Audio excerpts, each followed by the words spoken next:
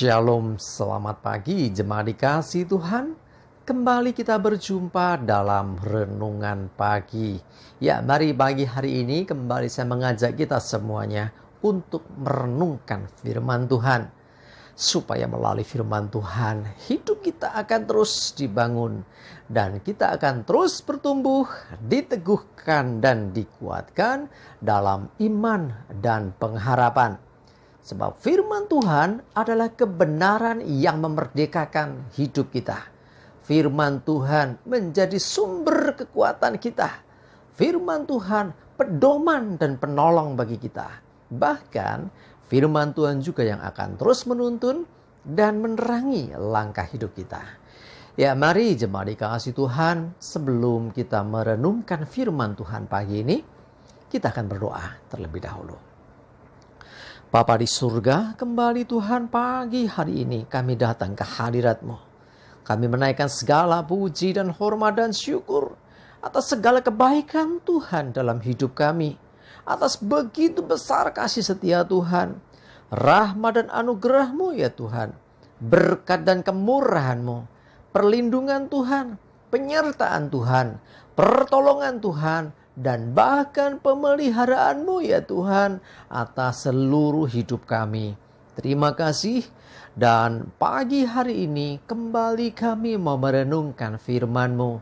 Mari Tuhan singkapkan dan nyatakan kebenaran firman-Mu. Dan Roh Kudus urapilah kami ya Tuhan, sehingga kami bisa menangkap apa yang menjadi pesan Tuhan dan juga melakukannya di dalam hidup kami. Terima kasih. Di dalam nama Tuhan Yesus kami bersyukur dan berdoa. Amin. Mari jemaat dikasih Tuhan, kita kembali buka Alkitab kita.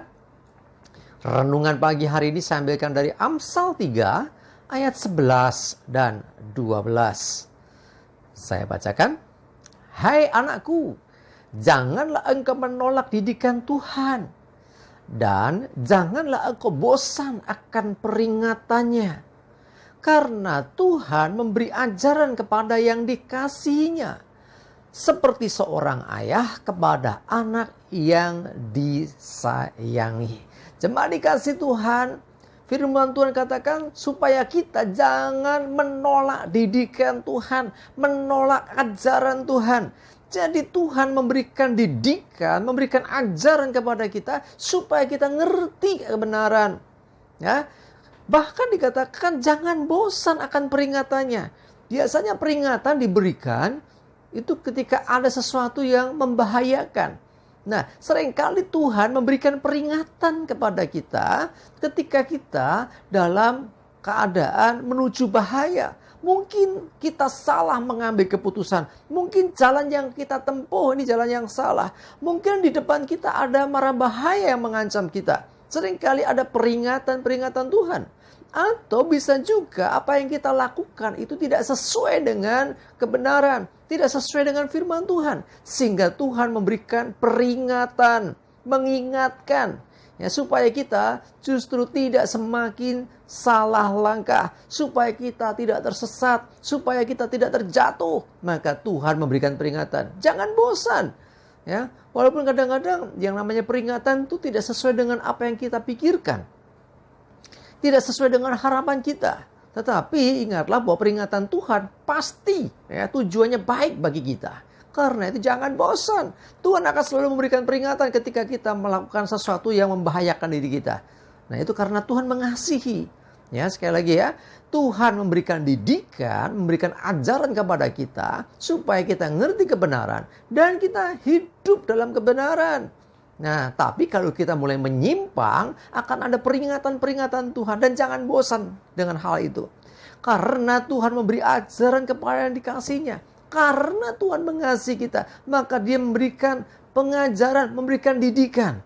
Ya, bahkan di dalam terjemahan dikatakan Dia menghajar. Ya, ada dua istilah, diajar dan dihajar. Seringkali Tuhan mengajar kita dengan ajaran, tetapi ketika kita tidak nangkep juga, ketika kita masih juga belum mudeng juga, bahkan seringkali kita ini tidak mengikuti ajaran Tuhan, kadang ada kalanya Tuhan menghajar.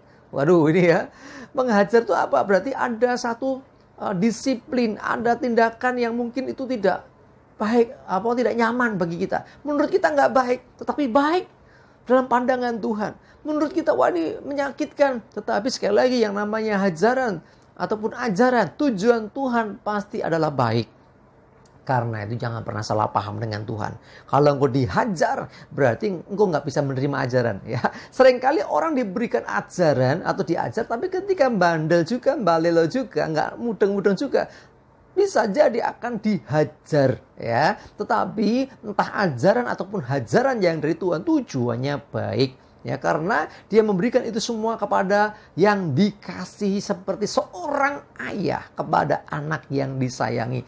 Jadi sekali lagi, kalau Tuhan memberikan didikan atau ajaran, Tuhan memberikan peringatan, Tuhan memberikan ajaran atau istilahnya lain dihajar ya, atau hajaran ya bagi kita. Semuanya itu tujuannya baik karena Tuhan mengasihi kita. Tuhan tidak ingin kita celaka. Tuhan tidak ingin kita hancur. Tuhan tidak ingin kita binasa. Karena itu dia mendidik, dia memberikan peringatan, dia memberikan ajaran, bahkan sampai dihajar sekalipun. Ya, kalau engkau mengalami itu, ingatlah semua karena kasih Tuhan.